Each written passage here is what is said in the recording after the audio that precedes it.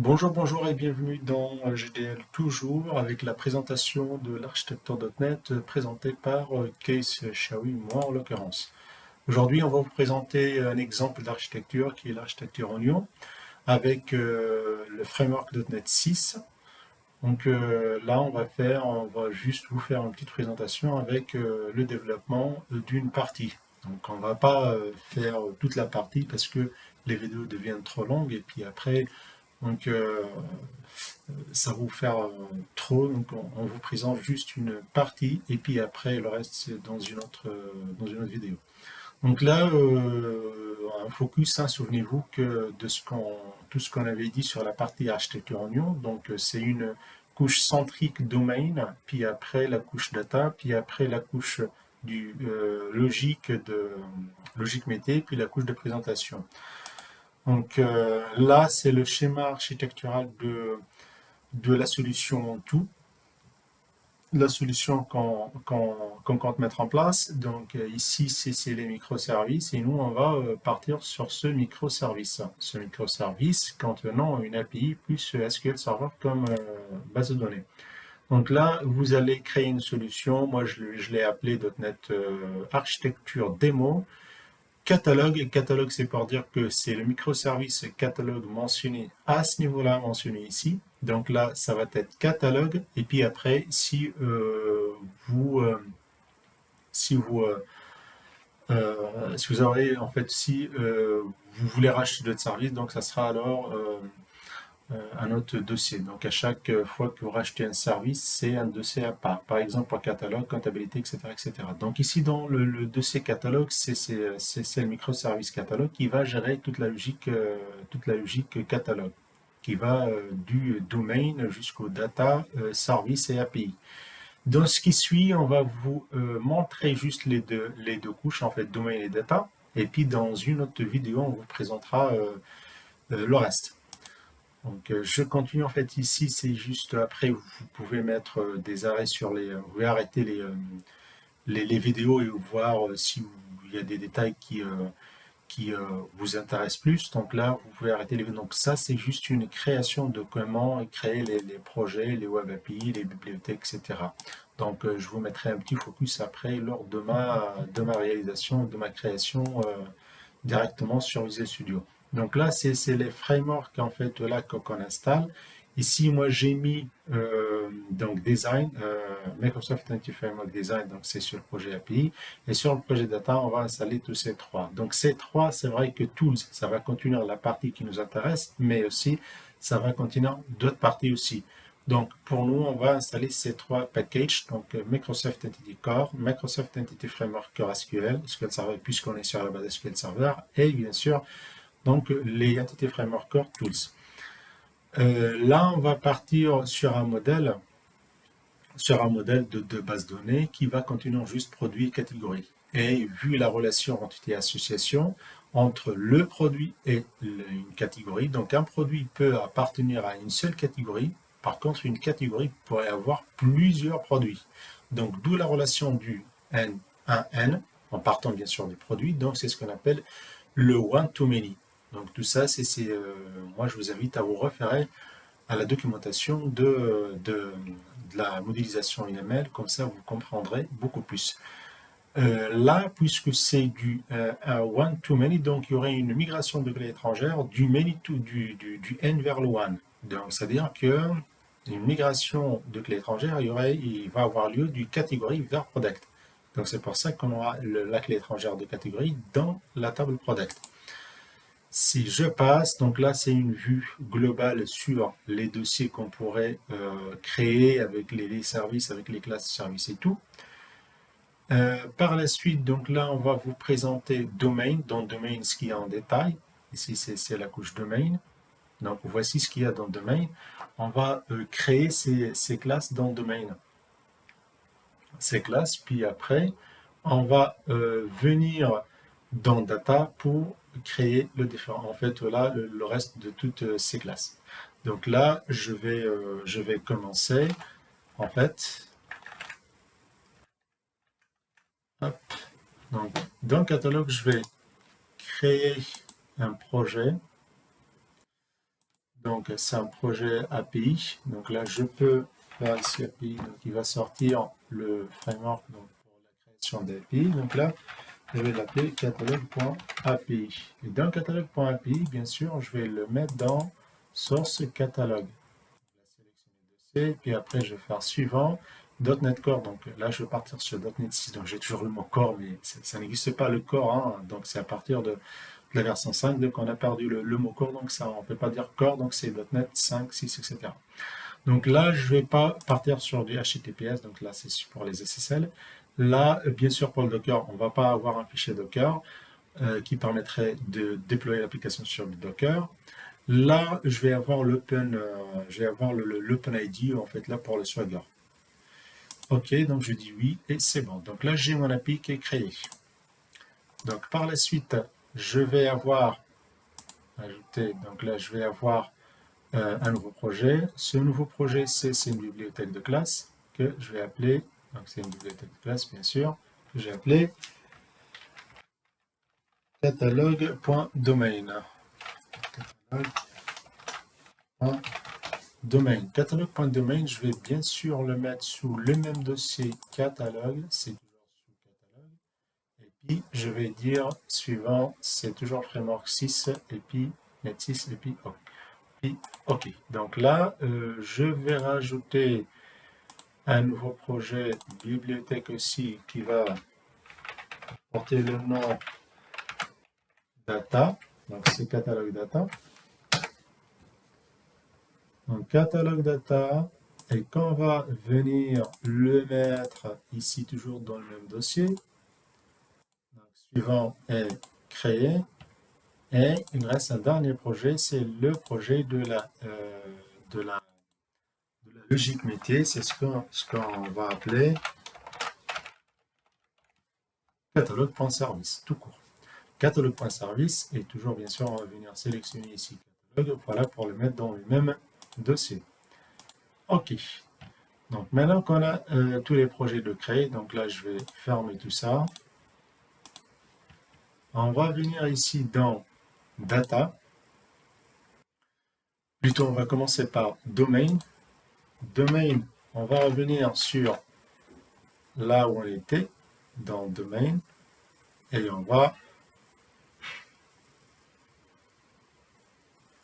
créer DB Entity, catégorie, en fait là c'est classe Entity, donc c'est DB Entities plus tout ça.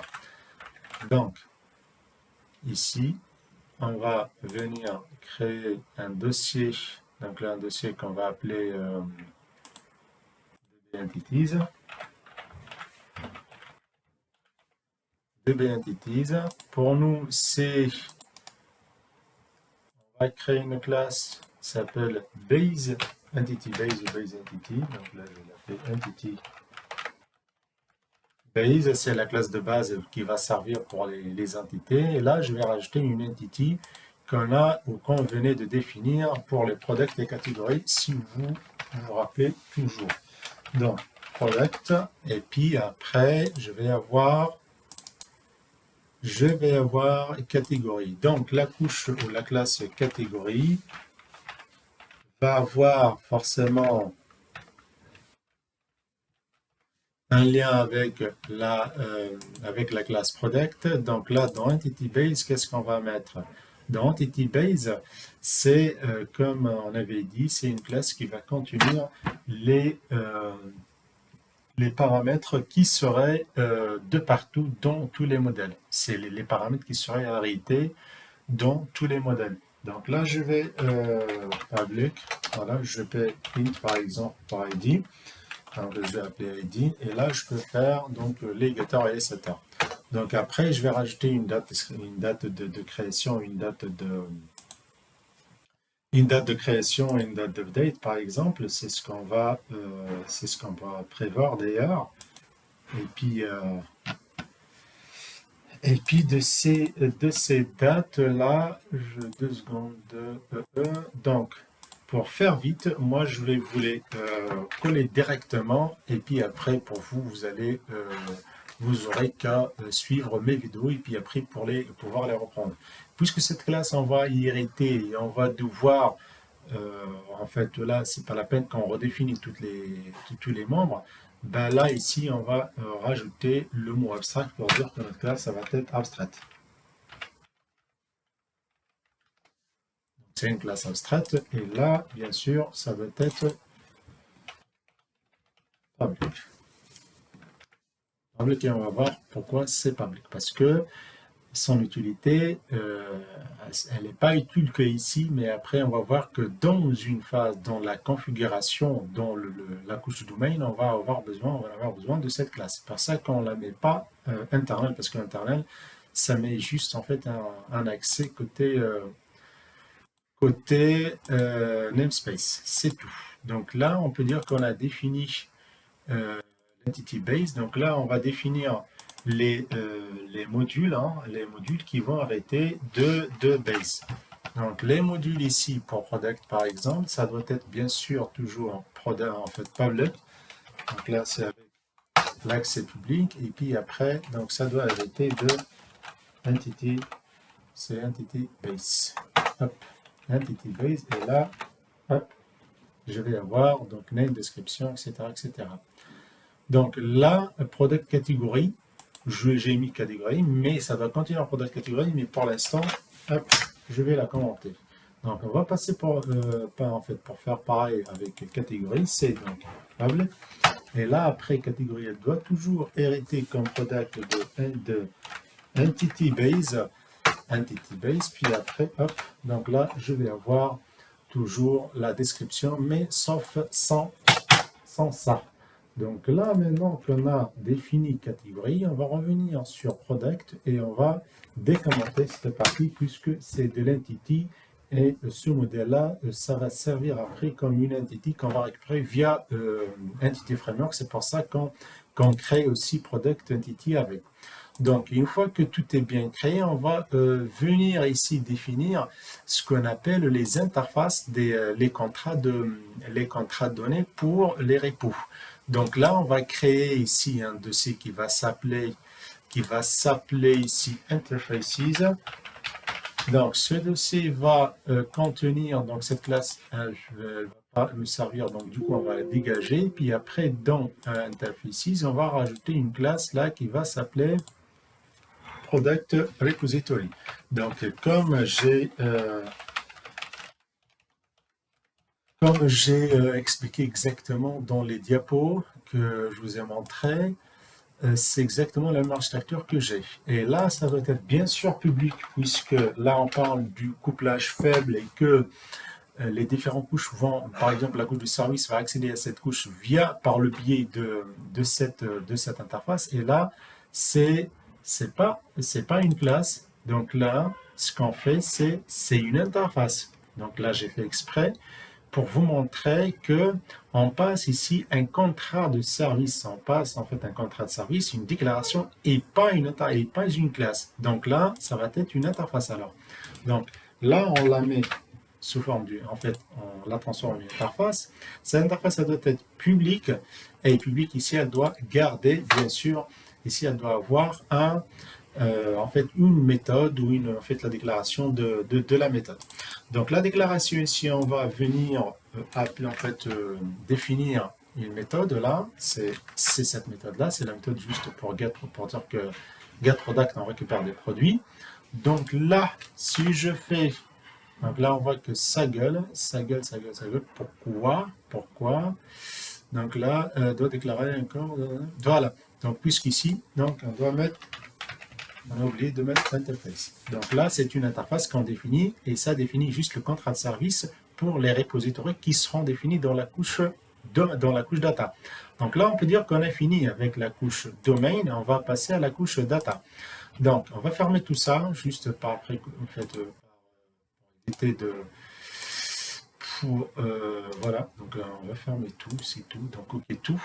Et puis là, on va venir ici, on va supprimer cette classe, comme ça on part sur quelque chose de propre. Et puis dans data, qu'est-ce qu'on va faire dans data? On va commencer par les configurations. Donc, par les configurations plutôt, donc on va créer un dossier qui s'appelle configurations. Donc, ajouter, et là, dossier, configurations. configuration. On va rajouter un dossier pour les migrations. Je vous le dis comme ça vous le garderez en tête. Donc là, c'est migration, en fait, dans lequel vous allez avoir les migrations de créer. Puis après, on va partir sur les repos.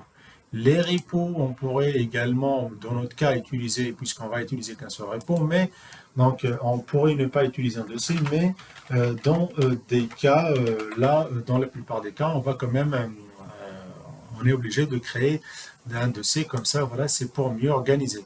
Donc là, pour les configurations, on va partir sur une classe là qui va s'appeler Base Configuration. Donc là, je crée ma classe qui va s'appeler Base Configuration. Voilà, la classe Base Configuration qui va arrêter elle-même. Donc là, c'est une classe donc internal, je peux la garder internal et vous allez voir pourquoi. C'est une classe générique, bien sûr. Donc, c'est une classe puisque c'est la classe qui va servir comme elle a servi la classe dans le domaine, la classe Base Entity, elle a servi pour définir les modèles qui en héritent. Alors, cette classe-là, Base Configuration, elle va servir à définir la configuration des modèles héritants de cette Base Entity. Donc, elle va définir la configuration de base pour le reste des modèles. Donc là, on va hériter de Entity, de l'interface Entity, donc c'est une interface prédéfinie qui va nous permettre de définir une configuration. Et là, ça va nous dire quoi? De charger, en fait, d'installer le package Microsoft Entity Framework Core. Donc là, pour installer ce package-là, ou bien on a en fait là plusieurs manières de le faire, ou bien on peut l'installer directement depuis ici. En fait, là, on peut choisir de l'installer directement ici, ça va l'installer tout seul. Ou bien on va venir l'installer directement à la mano, c'est que via l'outil NuGet ici, gérer les NuGet et tout. Et là, on peut taper .NET Framework et machin. Donc là, c'est .NET Core par exemple. Et là, on va l'avoir. Donc on va récupérer le nom des diapos. Donc, le nom des diapos que j'ai défini, c'est ça. En fait, là, c'est ce qu'on va définir. C'est ici, en fait, c'est le Entity Framework Core. Donc, l'Entity Framework Core, c'est ce qu'on va définir ici. Donc, on peut aller le chercher directement ici. Donc là, si on fait parcourir, donc là, j'ai pas Internet, donc j'active Internet. Je le fais exprès toujours. Donc là, on va pouvoir chercher, donc là, le temps que ça actualise, ça peut le charger directement. Mais sinon, on peut aller ici, mettre notre installateur de package console directement sur le projet data et on peut faire install package. Et là, on peut mettre le package concerné, puis hop, donc là, ça va l'installer tout seul. Donc, une fois notre package est installé, ben là, on va revenir ici, on va lui dire, OK, là, tu peux récupérer l'usine et c'est bon. Donc, si on continue là à enrichir notre classe, c'est que elle va, donc là, on doit, puisque c'est du paramètre générique, on doit le définir. Et on le définit where, donc la T, normalement, je peux faire classe, mais on va faire base entity. Donc là, c'est entity base, pardon. C'est entity, on ne la trouve pas, entity base, et c'est normal qu'on ne la trouve pas parce que il va nous falloir charger le projet. C'est qu'on n'a pas encore chargé. Donc là, on est dans le projet data, donc on doit donner référence au projet modèle, domaine, en l'occurrence.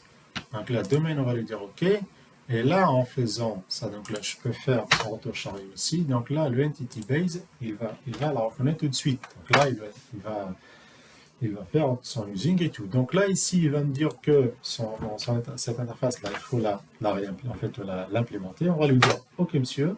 Donc, on implémente l'interface. Mais, par contre, nous, en fait, là, cette configure-là qu'on va utiliser, on va la réutiliser par la suite. Donc là, on va la mettre alors à virtuel parce qu'on va venir la overrider par la suite. Donc là, c'est virtual. Donc, virtual. Et puis après, on va venir définir le builder, notre builder là, pour définir la clé. Pour définir les clés. Donc là, c'est la clé qu'on définit ici dans le builder. Et puis, on va définir les propriétés. Donc, les propriétés qu'on venait d'intégrer ou de montrer, c'est l'ID. Ce sont l'ID, en fait. Là, on va définir les propriétés de Entity Base. Si je reviens dans Entity Base, c'est ici. Donc là, on va définir ces paramètres-là. Ces paramètres-là, comment on va les définir? Donc là, on a défini que l'ID, c'est la clé, et on va venir définir, en fait, là, le champ ID, comment ça se rajoute et comment ça s'incrémente. Donc là, on va lui dire qu'est-ce que tu as. Donc là, il se peut. Il lui manque, qu'est-ce qu'il lui manque? Qu'est-ce qu'il lui manque? Les identités colonnes. Donc la propriété ne contient pas de définition pour les identités colonnes et aucune méthode d'extension accessible colonne. Donc là, si on va faire. Ok, donc là, on va installer le package SQL Server. C'est le package. On va y revenir. Donc c'est le package SQL Server. C'est Entity Framework Core SQL Server qu'on va venir installer ici. Hop, donc là, on installe SQL Server. Donc c'est bon, SQL Server est installé, ben, c'est bon, en fait, ça prend encore. Par la suite, donc là, on va venir faire pareil ici pour l'autre champ, en fait, là, qui est date en l'occurrence, c'est la date de création, c'est exactement data creation. Donc là, on va rajouter la définition pour la date de création. Et là, c'est pour dire que ce champ-là, ça se remplit via getUtcDate. C'est le champ qui se remplit dès qu'on a une création. Dès qu'il y a une création dans cette table, donc il y a ce champ qui s'incrémente automatiquement. Et après, pour le reste, là, on peut rajouter une propriété, mais c'est pas required, mais on peut également la rajouter sur les. Donc là, mais on ne doit rien rajouter dessus parce que c'est pas une propriété en required. Donc, ce n'est pas une propriété en required, donc là, c'est au niveau de l'updated. C'est l'updated. Donc, une fois que l'updated est bien rempli, donc la configuration est bien remplie, le data, donc là, c'est bon, là, on peut tout fermer, et puis on va venir ici rajouter la configuration pour le reste des modèles. Donc, pour nous, en fait, on a un modèle catégorie product, donc on va venir ici enrichir la configuration pour ces modèles. Donc là, on va rajouter ici une classe de configuration pour chaque modèle. Je commence par catégorie.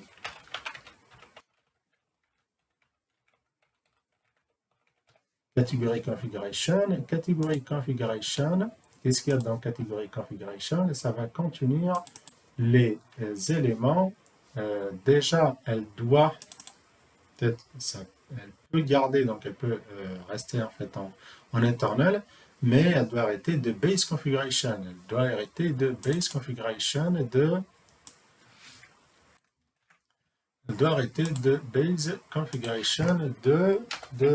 catégorie. Donc là, ici, c'est catégorie. Et puis là, je vais, donc la public catégorie configuration, donc là, c'est le constructeur, mais nous, on n'a pas besoin. Mais par contre, on va venir ici, on va venir overrider cette méthode. On va venir overrider cette méthode. Cette méthode, on la override. Là, c'est override. On va venir la overrider, puisqu'on la override, là, on va parler de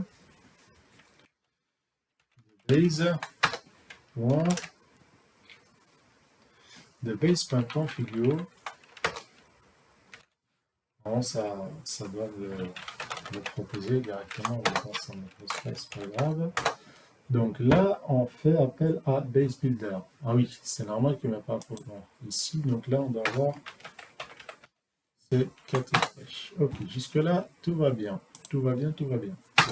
Après, donc, c'est les propriétés qu'on pourrait avoir.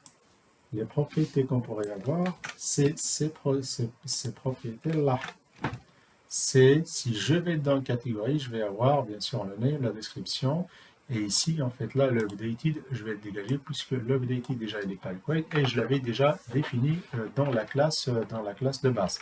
Si j'ai défini une propriété dans la classe de base, j'ai pas besoin de la redéfinir ici. Donc là, ici, il manque une accolade, donc je vais la rajouter, et là, j'enregistre. Pareil, ici, donc, donc ça, c'est pour catégorie, je vais faire la même chose aussi euh, pour product, je vais faire la même chose. Donc, je vais rajouter donc, une classe de définition pour product. Donc là, ça va être product configuration. Hop, qui doit hériter de hop, mais là, cette fois-ci, c'est product. Donc là, product, donc c'est OK. Donc là, on doit dégager. Donc c'est une erreur. Après, qu'est-ce qu'on va faire? On va venir essayer de chercher les overrides. Voilà, donc là, il a compris. On va lui dire OK. Et voilà, il nous a chargé tout seul ce truc. OK, donc dans Product, alors, qu'est-ce qu'on va venir implémenter? On va venir implémenter les produits, pardon, les propriétés, donc les propriétés name description. Donc on va faire pareil comme ici. Donc là, c'est qu'on va charger, puisqu'on a les mêmes propriétés. Hein. De toute façon, on va charger les mêmes propriétés à quelques. Mais pour les produits, on doit rajouter deux propriétés. Ces propriétés-là sont les catégories. Donc là, on va rajouter ici les required relations. Dans les required relations, on va voir ici notre builder. Et là, has one. On va dire has one. La fonction lambda ou la fonction fléchée, si vous l'appelez comme vous voulez, donc la x vert qui va se porter sur un élément product, c'est product catégorie puisqu'elle doit contenir donc product catégorie, et c'est with many. Donc là, c'est pour dire qu'on doit avoir la notion de cardinalité. C'est en fait là pour product catégorie peut avoir c'est la relation many to one to many, quand on précise à ce niveau-là, par dire que catégories doivent avoir ou puissent avoir plusieurs produits. Donc c'est pour ça qu'on la met de cette façon. Donc là c'est pour dire product category with many avec donc là c'est ici donc c'est has one product category qui est aussi with many has one key. Donc là après on va appliquer la propriété, pour dire qu'on prend une clé étrangère sur la table catégorie, que nous on a appelé sa correspondance product catégorie. Donc on doit avoir une catégorie ID dans product qui va porter comme clé étrangère sur la table product catégorie. Donc là toujours fonction fléchée, donc x.catégorie ID. Donc là on va dire que c'est un élément required. Et puis on va dire hop, delete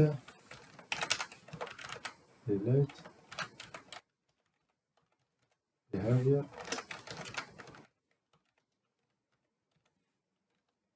C'est pour dire que c'est un niveau de delete. Qu'est-ce que ça m'a mis? Ouais, normalement ça doit pas mettre tout ça, mais bon, je peux dégager cette partie quoi. Attends, je vais lui dire utiliser une usine beaucoup mieux que ce que tu vas. Donc là, c'est tout bon. Jusque là, on est bon. On est bon. Donc là, après avoir défini toutes les configurations, donc là, je peux tout fermer. Qu'est-ce qui nous reste? Je peux faire comme ça. Donc, qu'est-ce qui va nous rester? Donc, les repos. Les repos, donc les migrations, vous allez voir que ça se remplit automatiquement tout seul, mais après, c'est les repos qui restent là. Et les repos, donc là, pour avoir les repos, donc il faut rajouter le data context. Donc là, le data context, c'est une classe là qu'on va appeler d'ailleurs, c'est db quand c'est démo DB context par exemple.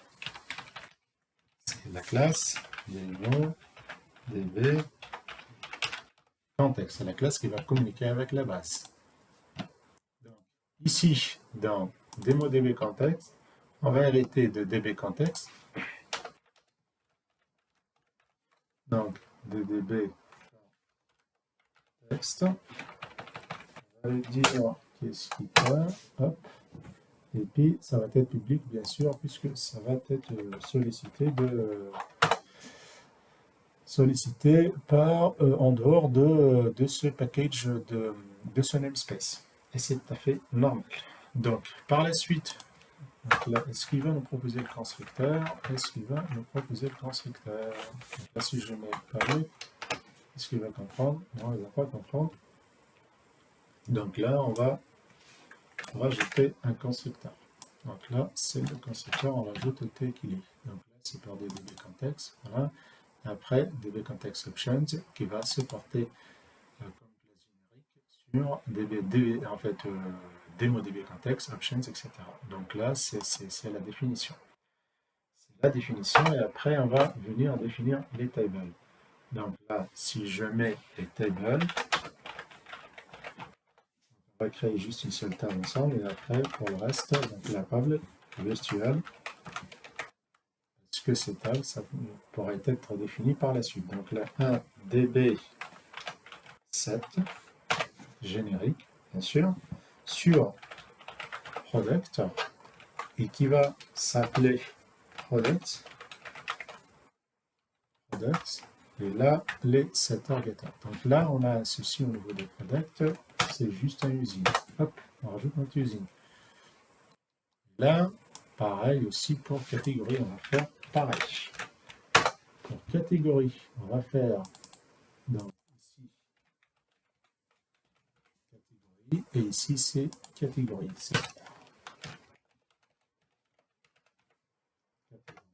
Donc une fois nos deux tables ont été redéfinies, donc là on va venir ici les renommer.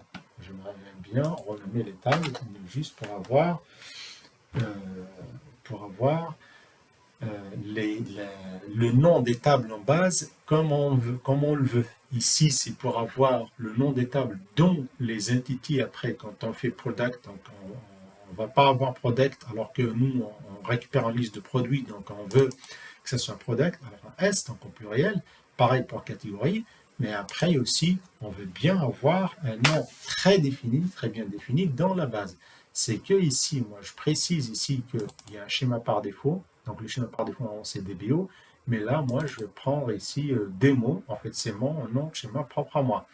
Ici j'indexe plutôt, je précède mes noms ou le nom de mes tables par DM, pour dire des mots tout court, hein, tout simplement. Et là, après, c'est tout ça, c'est pour le builder. Je vais lui dire applique la configuration concernant produit. Product configuration, bien sûr, c'est une zone qui manque. Donc là, je fais ça. Et pourquoi là, il ne le fait pas? Donc là, si je vais dans c'est qu'il y a un niveau d'accès à cette table qui n'est pas très bien défini, qui n'est pas défini comme il faut. Donc là, on va aller dans Configuration et Product Configuration, on va voir qu'est-ce qui... Donc là, d'ailleurs, internal, donc là, c'est pas normalement. Là, je vois, qu'est-ce que ça, c'est ça. Donc, je ne sais pas pourquoi ça a été appelé comme ça. Il y a un truc là au niveau du nom de la table. Ok. Là, je vais venir updater ici. Là, tout va bien. Tout va bien. Et là, ici, donc démo, tout va bien. Ok. Donc là, tout va bien. Donc, ensuite, on va définir juste, en fait, on va dire en modèle de création et monsieur crée-toi. Crée-toi en fonction de tous ces paramètres-là. Ce modèle de création, il va appeler le name, il va appeler le onModeling creation. Le onModeling creation qui est appelé ici aussi. Et qui va appeler aussi le name de mes tables. Le name de mes tables, voilà, pour appliquer un nom qui est défini ici. Donc là, je précise juste que c'est mon nom de schéma qui est porté sur démo. Donc, là, on peut dire qu'on a tout. Donc là, ce que je peux builder, donc je build, juste pour être certain qu'il n'y a pas eu de soucis, il n'y a pas eu d'oubli. Donc là, tout va bien. Jusque-là, tout va bien. Jusque-là, tout va bien. Donc là, on va définir alors la chose qui manque. C'est notre classe de service qui va contenir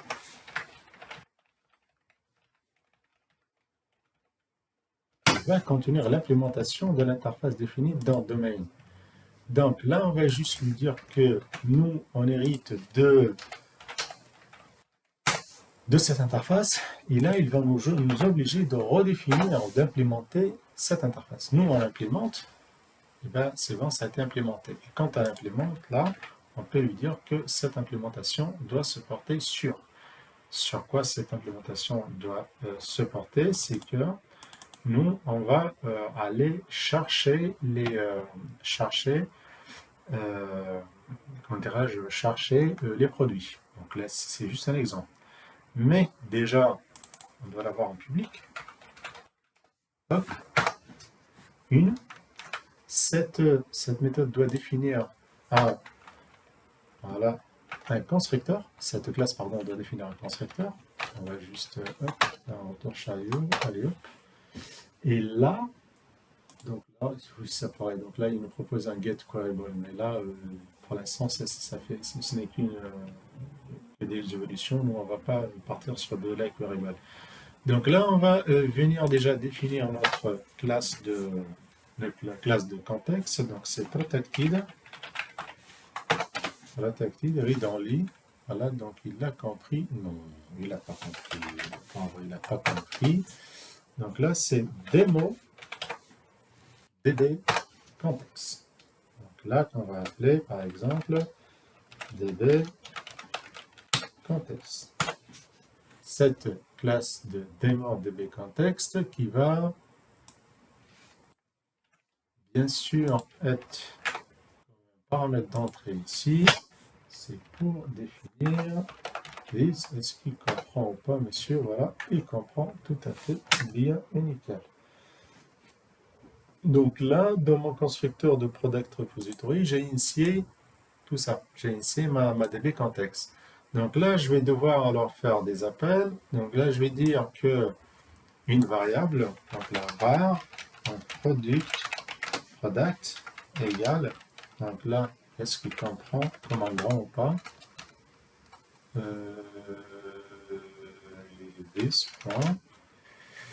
Est-ce qu'il comprend comme un grand? Donc là, je veux bien DB. Voilà, donc là, il comprend comme un grand. Ok, donc là, c'est pas un tiret lisse, hein, c'est pour ça que au tout début, il n'a pas très bien compris. Ok, et après, donc là, on va return, puisque là, notre classe, on va la mettre en await, puisqu'on est dans la synchrone. Ce qu'on va mettre après, c'est la synchrone. Nous, on veut partir sur de la synchrone, et bien du coup, on va mettre un async ici. Et un async ici, ça va se porter ici sur du donc return, donc await, c'est un awaiter. Et là, c'est product. Voilà, donc là, il fait très bien. Mais, puisque donc là, on n'a pas encore appliqué la synchronisation, donc là, on va lui dire de to list async. To list async. Donc, jusque-là, c'est bon, je build, tout va bien. Donc, je build, tout va bien. Jusque-là, on a bien une classe qui on a bien les deux couches qui sont finalisées. On va juste rajouter un petit truc, c'est que si on veut rajouter l'immigration, ils ne vont pas se rajouter parce que, donc là, si je vais venir ici et je vais lui dire, donc les packages qu'on devait, donc là, si je reviens sur les packages qu'on devait installer, ce sont, voilà, anti-framework core, SQL Server, donc là, on a installé tous ces deux, mais il reste encore tools. Donc là, on doit installer tools pour dire qu'on est bon. Donc, tools. Là, ici, on va lui dire, monsieur, tu nous installes tools. Hop. Une fois que tools est installé, donc là, on va venir dire que add migration initial.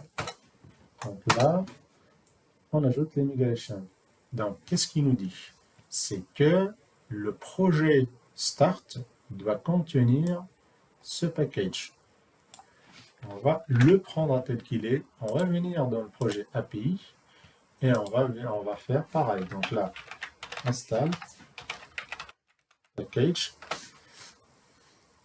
Hop, la coller. C'est le package que j'ai précisé d'ailleurs ici.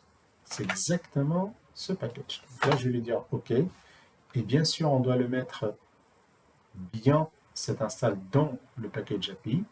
Donc là, je reviens et je remets le package data et je rejoue la fonction d'add migration. Qu'est-ce qui dit? Interference by the startup project.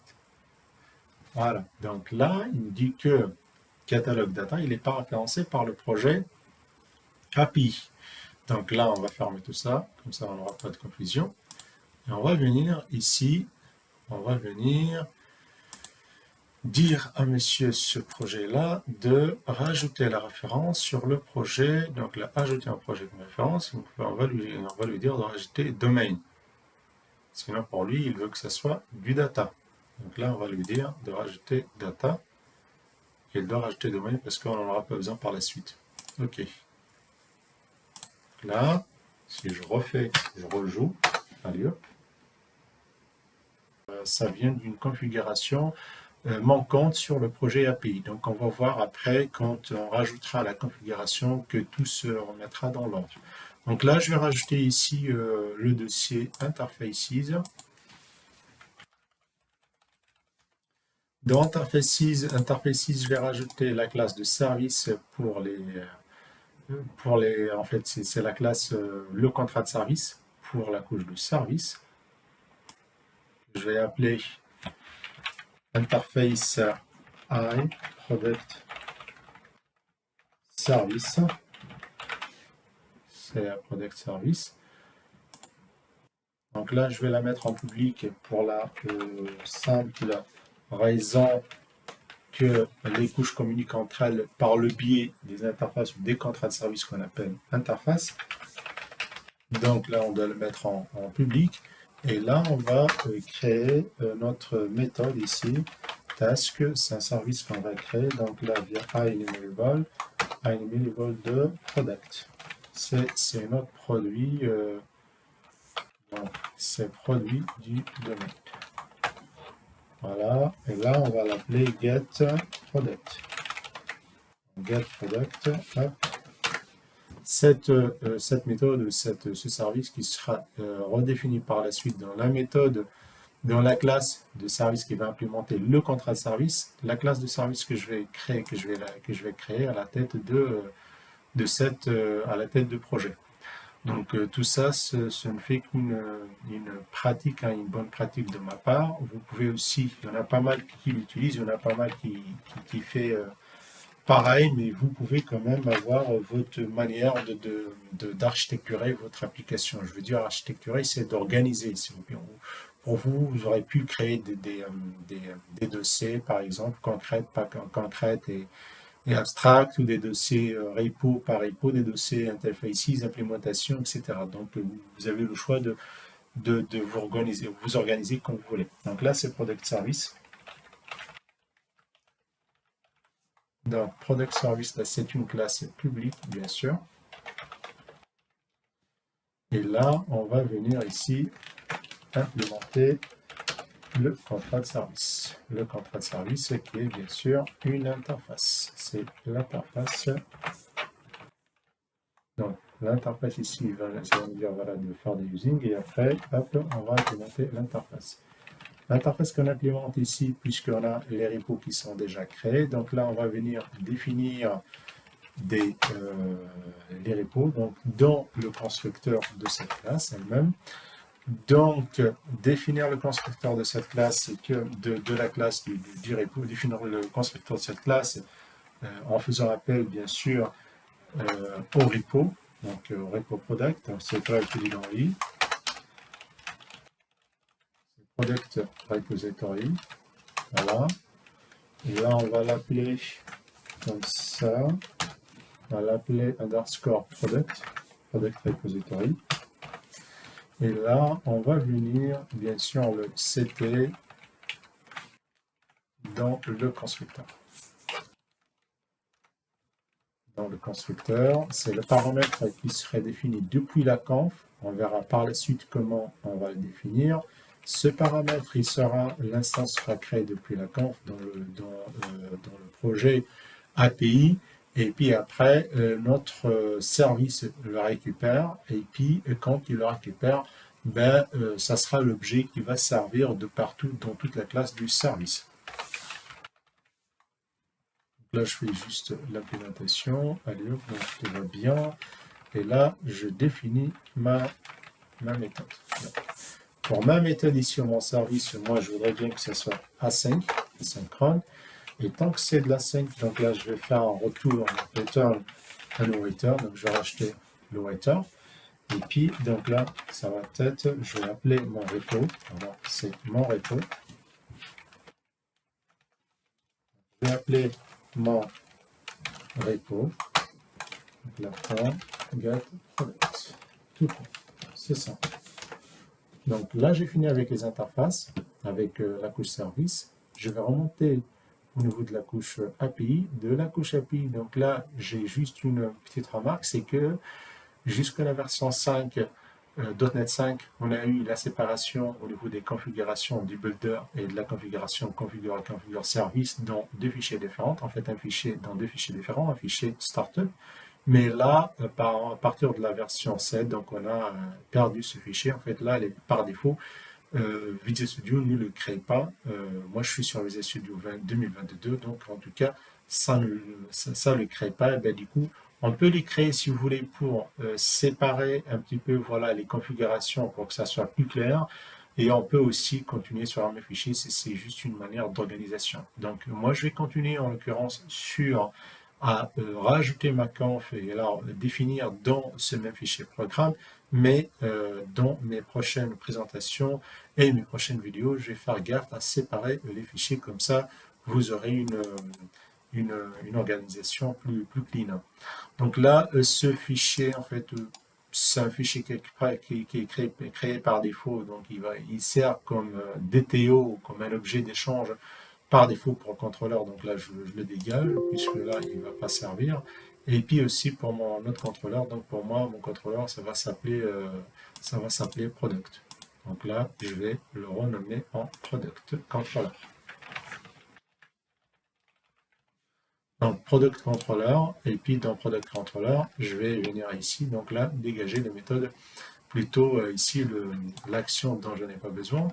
Et puis aussi le contrôleur, donc là je vais le constructeur, je vais le modifier. Et puis je dégage tout ça. Donc par contre, ici en fait, la notion, je vais communiquer je vais appeler la couche service, donc je vais communiquer avec la couche service, donc je vais avoir besoin de la couche service, de la classe de service.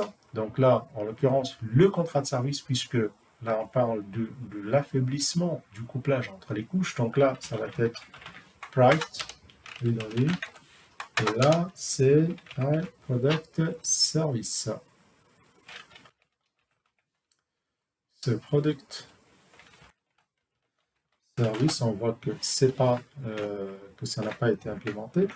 Donc là, on va voir déjà pourquoi ça n'a pas été implémenté, donc parce qu'on n'a pas rajouter la référence du catalogue service à la couche API. Donc on peut faire comme ça, sinon on peut aller le racheter directement à la main si vous voulez. Donc là il manque un using, voilà, c'est bon. Et après je vais racheter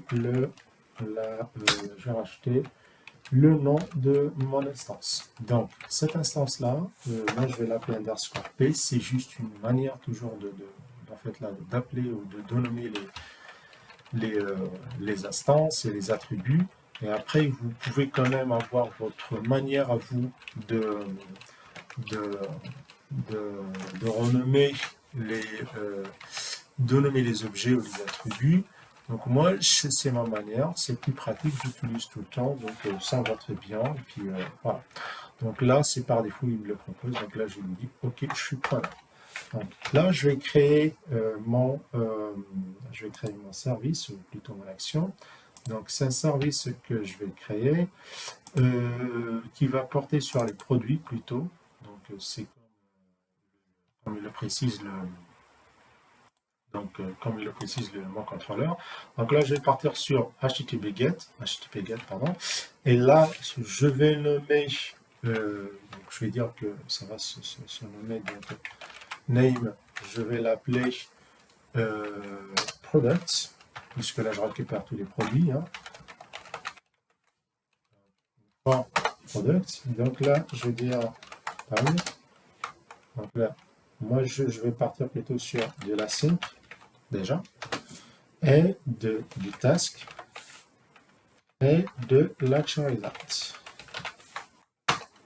Donc, de l'action result, mais de product. Vous voyez très bien ici, si vous avez pu le remarquer, donc c'est que je continue à utiliser les objets de la couche domain, alors qu'on ne devait pas en avoir, hein, surtout dans les retours de l'action, on devait quand même personnaliser des objets de retour.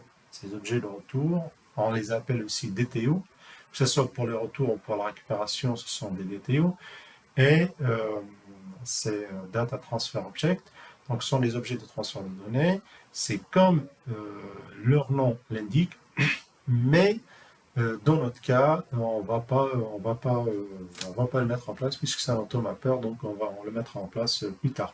Donc là, je vais dire juste en fait file product égale monowriter, bien sûr, puisque j'ai la sync et je vais appeler une méthode async, c'est this point. Donc là, mon objet ou mon instance là, que je venais de créer, de déclarer, donc c'est product service point, donc là get products. Hop. Et là, j'ai envie de dire oui, mais là, puisque c'est de l'action result, donc là, je dois avoir un OK. Donc là, tout va bien. Donc là, si je build, c'est que ça va builder. Pour les builds, moi, j'utilise un CTRL-SHIFT-B, voilà, pour faire vite. Mais pour vous, vous pouvez faire directement ici, en fait, ou bien sur la solution, ou bien sur le projet qui vous intéresse. On peut faire générer, et puis voilà, hop, ça génère automatiquement. Donc là, le problème ou le souci qui va rester, c'est que mon application compile, oui, mais ça build, mais ça compile pas. Ça s'exécute pas, ça se lance pas. Et c'est pour la simple et unique raison, déjà parce que j'ai pas ma base qui est encore créée, j'ai une base qui n'est pas encore créée, j'ai aussi la configuration qui n'a pas été respectée, j'ai pas mal de choses qui n'ont pas été redéfinies, qui n'ont pas été définies, pardon. Donc là, je commence par définir la connection string. Donc là, pour moi, la connection string que je vais définir, c'est par rapport à mon serveur local. Donc, c'est une connection string qui se définit en fonction des éléments qu'on a en possession. Donc ça, c'est le nom de la connection string. Là, c'est le nom de la base de données. Là, c'est mon localhost. Et là, vous pouvez charger ces données, si vous voulez, c'est en fonction des éléments que vous aurez en possession, selon aussi votre serveur de base de données. Est-ce que le serveur? Bien sûr. Donc là, je ferme ça puisque je n'en aurai pas besoin. Programme, oui, programme, je vais en avoir besoin. Donc là, je vais définir la conf. Comment récupérer ici la conf? C'est par le biais donc, de conf, de iConfiguration.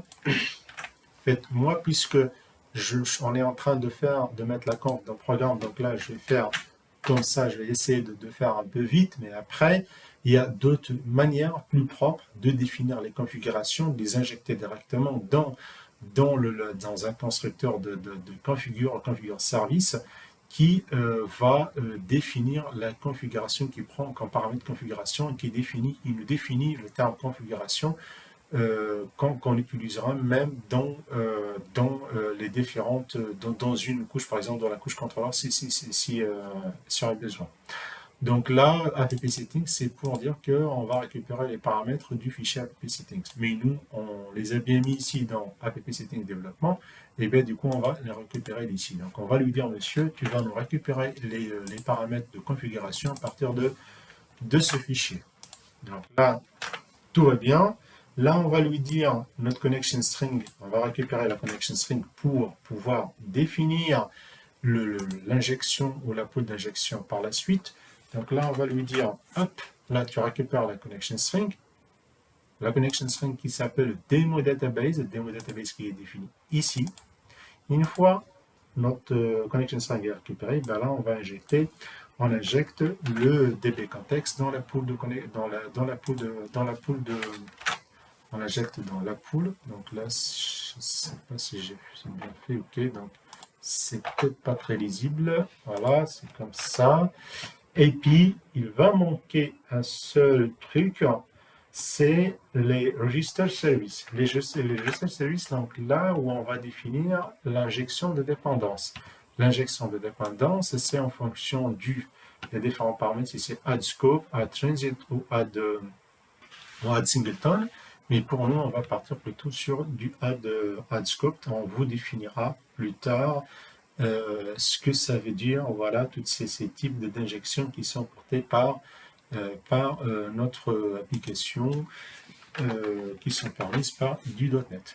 Donc là, c'est le add scope pour le iProduct Service. Product Service plus sont les services et classe de contrat de service et classe. Et la contrat de service pour les repos et la classe du repos.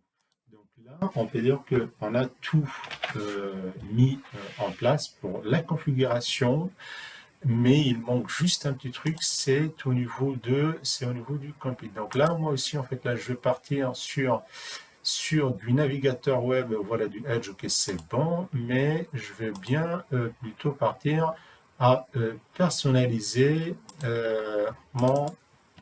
je vais bien personnaliser dans mon profiler mon Swagger.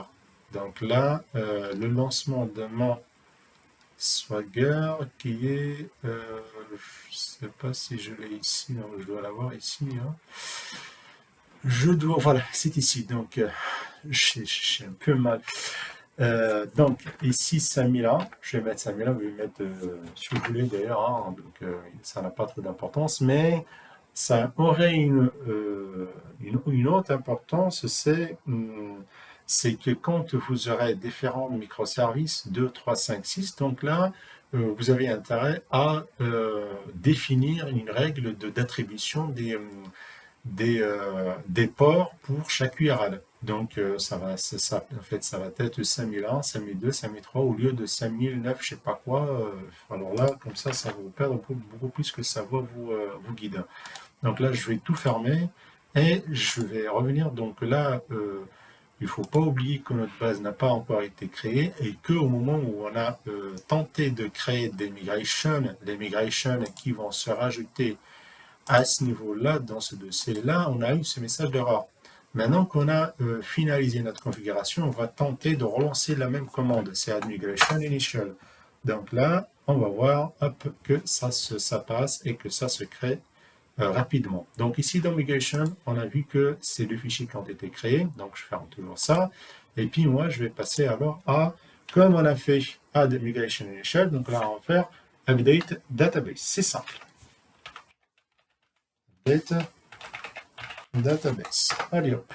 Donc, update database, ça va nous créer la base dans l'instance SQL Server. Si je reviens dans l'instance SQL Server, si j'actualise pas, bien sûr, je n'aurai rien, mais si j'actualise, je vais avoir notre base de données. Notre base de données que j'avais, ou plutôt qu'on avait défini dans data qui est ici, qui est dans le fichier, allez hop, qui est dans le ça, on est là, donc c'est, voilà, c'est DemoDB.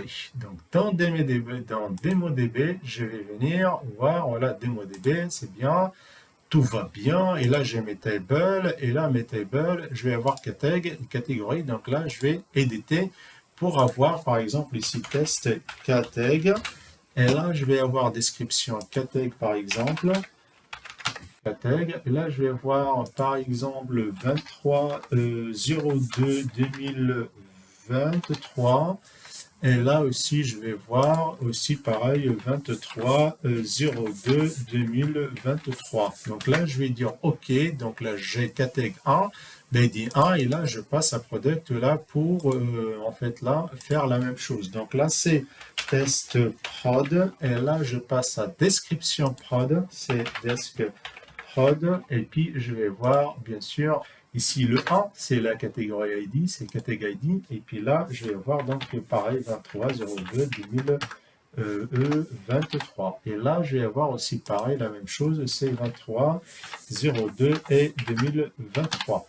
Donc, tout ça, OK. Donc là, si je fais même des selects simples, donc on va les avoir. Allez hop, donc là j'ai une ligne ici dans catég et bien sûr, dans prod et bien sûr dans catég, je vais voir une ligne. Donc là, je lance ma solution plutôt, donc là comme ça, ok, donc je vais faire en tout comme ça, on est tranquille. Et là, je vais lancer ma solution. Donc si je lance ma solution, qu'est-ce que je vais avoir? Ok, c'est sur, Edge, ok, et là, je vais faire un try. Allez hop. Donc là, j'ai bien name, test prod, test desk, etc., catégorie ID, product, nul, etc., ID product et la date, etc. Petite remarque ici, en fait, c'est concernant, donc comme vous avez pu le remarquer ici, product catégorie, c'est un objet et c'est nul. C'est normal car là, au niveau du contrôleur, on n'est pas censé avoir les mêmes objets modèles ou les mêmes objets du domaine en retour pour les services dans les contrôleurs. Donc là, on est censé avoir un automapper qui va traduire, ou plutôt qui va mapper, qui va caster, ou plutôt qui va convertir notre objet product qui fait partie du modèle domain en DTO. DTO pour dire tout simplement data, c'est des objets de transfert de données. Donc, on arrive alors à la fin de cette partie du cours. J'espère que ça vous a plu et que ça vous a été beaucoup intéressant et que ça vous aide dans vos prochains projets, prochains développements. N'hésitez pas à mettre des stops, des stops et d'arrêter la vidéo à chaque fois.